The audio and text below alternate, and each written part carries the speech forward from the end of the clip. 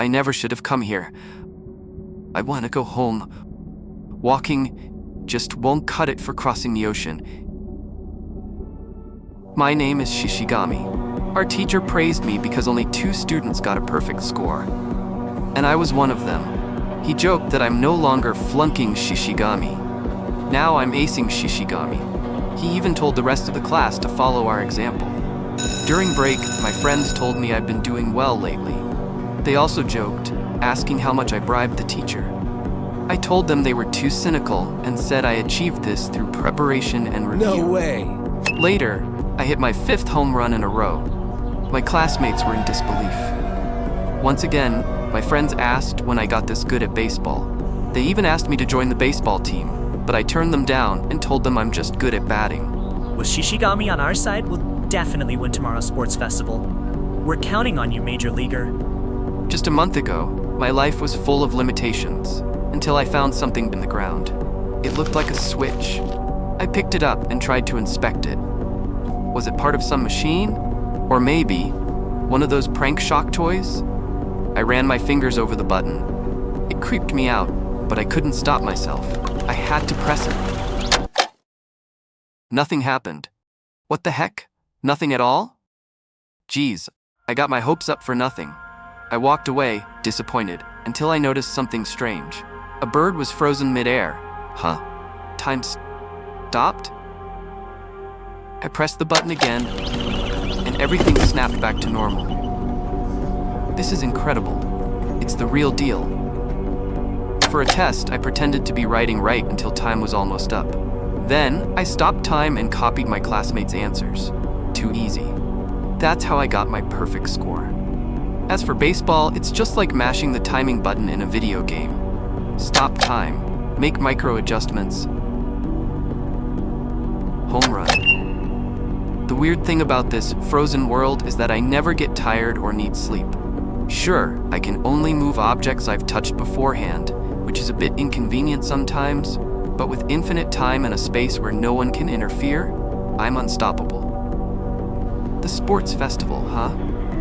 Everyone's counting on me now. Maybe I'll stop by the batting cages after school and work on my home run accuracy. Dragging everyone down. Ugly. Fujino, she's the source of my answers during tests. When I tried to copy her answers last time, I noticed her desk, it had been vandalized. Hurtful messages, cruel words, signs of bullying everywhere. I paused for a second, then went back to my own desk. It's not like there's anything I can do about it anyway. Now, in the hallway, her bullies are confronting her again. I do feel bad. After all, I rely on her during tests, but getting involved with those girls would only mean trouble. Damn you. Say something. I stopped her hand in midair. I smiled and asked, "What's all the noise about? You talking about me?" What the? As if we would, you moron. Who asked you to butt in? Playing the hero now? What a loser. Ugh, this is boring. Let's get out of here. Fujino, you better not mess up tomorrow, or you'll pay for it. The bullies walked off. I looked at Fujino, still staring down at the floor. Hey, Fujino, don't you think you should stand up for yourself more? I mean, you're really smart and all, unlike me. What would someone like you, who can do anything and is popular, possibly understand? Don't ever get involved with me again. She ran off. What the hell? And here I was, actually worried about her. Whatever. As long as my own life is going well. Hey, how long are you planning to sleep? Hurry up and get ready or you'll be late for school. Why are you taking your sweet time? School starts in 5 minutes, doesn't it? Shockwaves through the region. Seriously, it's such a pain having to live by ordinary people's schedules. I pressed the switch again and stepped into the frozen world. On my way to school, I passed by all kinds of scenes frozen in time. An old woman walking her dog, a tired-looking salaryman who clearly didn't get enough sleep, a student running late, her socks didn't even match. Ordinary lives, frozen mid-motion. But I don't worry about things like that. I have all the time in the world. The only thing on my mind is lunch. Should I try the new burger joint by the station? I'll sneak out during break and check it out. Then I noticed something. Far ahead. Something off. It caught my eye. I walked closer and stopped. It was Fujino. She was upside down, hanging in midair. I paused and tried to analyze what I was seeing. A cold shiver ran down my spine. She wasn't frozen mid-step like the others. She was falling. I checked the ID on the ground. It's Fujino. This can't be real. Fujino, what the hell are you doing, you idiot? Why would you do this? And of all places, why here? I tried to push her away, shove her sideways, but it's no use. She won't budge. She's frozen in time, suspended just centimeters from the ground. I collapsed to the pavement, holding my head, trying to think. There's not even enough space beneath her to slide something in as a cushion. What if I dig into the ground? No, how would I even do that? Call for help? Am I an idiot? I'm the only one here in this frozen world. There has to be some way, something, anything. That's it. Baseball. If I press the switch and shove Fujino sideways at the same time, maybe I can knock her out of the way, like hitting a baseball? No, that won't work. She's falling straight down. A ball is one thing, but trying to redirect a person mid-fall? Impossible. I'd probably die in the collision too. Then there's only one option. I have to go up to the rooftop where she jumped from. If I can tie a rope to Fujino and pull her upward at the exact moment I press the switch, maybe, just maybe, it might work. I rushed to the rooftop, but when I got there, I realized something. The angle from the railing down to Fujino is too steep. There's no way I can pull her straight up from here. And then there's the rope. To get it into the frozen world, I'd have to unfreeze time, grab the rope, touch it, and then instantly hit the switch again. Too complicated. Too risky. There's no time for all that. While I looked around in frustration, I saw her shoes neatly placed on the rooftop. Beside them, a note. Dear Dad and Mom, I'm so sorry. I sank to the floor. My heart felt like it was going to explode. Do I unfreeze time? Am I the one who has to kill her? If I don't let Fujino die, I may never return to the normal world. If I save her, I'll risk being stuck in this place, alone, forever. But Fujino, she chose this, didn't she? She's responsible for her own death. Or maybe it's the bullies. Maybe it's not my problem at all. I clenched the switch in my hand, but my conscience gave in. I can't do it. I can't let Fujino die. It's all my fault. Back then, if I had only treated Fujino with more care, more attention. No, even before that, if I hadn't turned a blind eye when she was being bullied. If I had just done something, anything, she wouldn't have ended up like this. She wouldn't be dying. I used her. I used her answers to cheat, and now she's gone. This is my punishment for pretending not to see, for pretending it wasn't my problem. Hey guys, help me. Teachers, anyone, please, someone, tell me, what the hell am I supposed to do now? While looking for help, I wandered the halls of my school until I stopped in front of a world map. Just an ordinary map, nothing special. But why? Does it feel so familiar? Have I seen this somewhere recently? I don't even watch the news. Wait, the paper, the one that was wrapped around the switch. I dug it out and uncrumpled it. It's not just some random trash. Could this be an instruction manual? It's all in English, and most of it's too blurry to read, but one word stood out: restart. If that means what I think it means, like in video games, then the world could be reset, back to before I froze it. That's it. That has to be it. This switch, it was probably made with some kind of American space or military technology. And for idiots like me who screw everything up, of course there would be a reset function. But here's the problem. There's no clear way to operate the device itself. No screen, no buttons, just that one press. Which means there has to be a place, a central facility, somewhere in the world where all the lines converge, where this power is being controlled. But with time frozen, ships aren't moving. Planes are suspended in the air. Trains are stopped. There's no way I can get there by normal means, unless I walk across the ocean. It's insane. There's no guarantee I'll make it. No promise that this will even work. But it's the only possibility I've found. And fortunately for me, I have all the time in the world.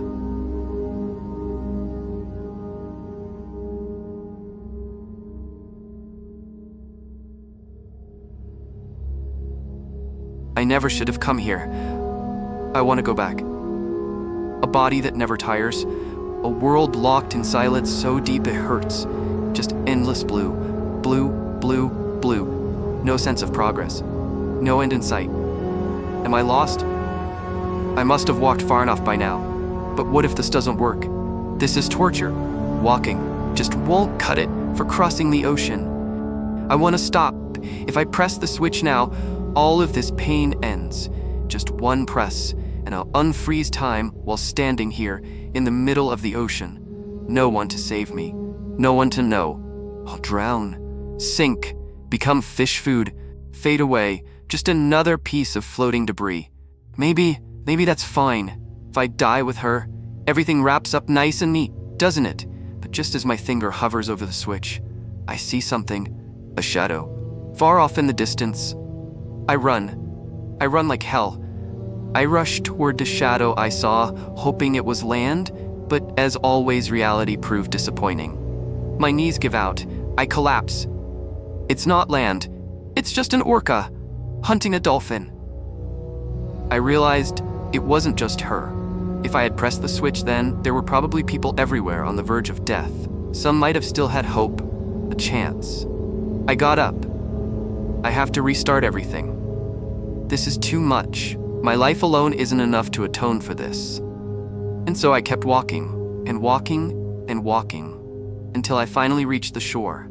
Land. People. After all this time, something other than blue. I made it to the other side. I'll find it, the place that map pointed to. I don't know how long it'll take, but if I search every building, one by one, I'll find it eventually. Then I saw it, a familiar logo, the same one from the paper wrapped around the switch. My heart raced. I ran straight toward it, but when I got there, it was just wrapping paper. Trash. A sick joke. I can't rewind time. I can't go back. What I did, it's laughable. Whoever dropped that switch, whether it was the devil or some god with a twisted sense of humor, they're probably getting a real kick out of watching me suffer, right? I'm such an idiot. I got fooled by a piece of junk. I crossed an entire ocean for nothing. All I learned is that I'm nothing but hopeless trash. I'm so tired of this. I'll just press the switch and die too. I went to the train tracks and laid down. I wonder what was going through her mind back then. Come to think of it, I don't even remember what her face looked like. Frustration? Sorrow? Fear? That's obvious, I guess. But maybe, just maybe, she felt some relief. Relief that it would all be over, that she'd finally be free from her painful, suffocating life. I wonder what everyone else is thinking. I got up and wandered. I walked through the city. The hospital. No one. No one was on the verge of death, so I crossed the sea again. Australia. The desert. The mountains, the volcano, the Arctic. Even the battlefield. Still, nothing. I expected to see at least 10 people about to die. No, maybe 100, but there was no one. How can that be? 4,993, 4,994, 4,995, 4,996, 4,997, 4,998, 4,999, 2,600,000,000 and 5,000. I was such a fool. Humans run from death. Everyone fights against aging and battles misfortune. Until their final moment, they struggle desperately to keep death at bay. That's why at this very moment, no one is predetermined to die, as long as they haven't given up on living. Not one person. Not a single one. I looked at Fujino's face. She was crying. So that's the face you were making. I clutched the switch to my chest. I'll save you, even if it costs me my life. With these eyes, I've seen 6,754,070,000 lives escape death and gain the next moment of life. So if you have even the slightest will to live, you're definitely one of them too. Just because you're crying, it's just speculation. I know it's wishful thinking. Even so, I want you to live. Please live. I ran toward her and pressed the switch at just the right moment. During class, the teacher handed back yesterday's test papers once again. He told the class that no one had achieved a perfect score. Then he asked me if I was turning into flunking Shishigami again. He also told me to stop slacking off now that my injuries had healed. I apologized to him. After class ended, I went to the hospital. Hey, that boy? Oh yeah, that suicide attempt. He came to visit because that girl who jumped has regained consciousness. It's absolutely incredible. You know? She jumped from 20 meters up by hitting the light fixture on the way down and then colliding with him below to miraculously saving her life. Those two coincidences combined. Before entering the room, I greeted Fujino's mother quietly. Fujino lay there, covered in bandages. I sat down beside her. Why did you interfere? Before I jumped, I checked multiple times to make sure no one was below. It's impossible that you ran into me by accident. It's your fault. If you hadn't saved me, I could have died. I paused for a moment, then spoke. Do you remember the big earthquake that hit that island on the day of the sports festival? I saw the news. People were dying somewhere in the world, while I was just living like an idiot without a care. It made me feel utterly empty inside. And? So you're saying you saved me just because I happened to be trying to die? That's nothing but self-righteous hypocrisy. Yeah, maybe. Sorry I got in your way. There was a silence between us. Then I laughed and added, it's not like I'm some shounen hero who saved you on purpose. I just happened to be there. That's all. We're test rivals after all, so I thought I'd drop by with some words of encouragement. Seeing you get enough energy to yell, I figured you must be doing all right. What are you even talking about? Hey, wait. Oh, one more thing. Do you know how many people die every second worldwide? I just found out recently. It surprised me. 1.8 people every second. People don't die as much as you might think. Maybe it just wasn't your turn yet? Not that I know anything for sure. Huh? What the hell is that supposed to mean? Do you think I can go back to school? Because there's an idiot I need to tutor. Before I left, I waved at Fujino, who was looking at me from the window. While walking, something dropped in my head. It's bird shit. I couldn't help but smile as I looked up at the bird flying overhead. I kept walking, savoring this irreversible moment in time.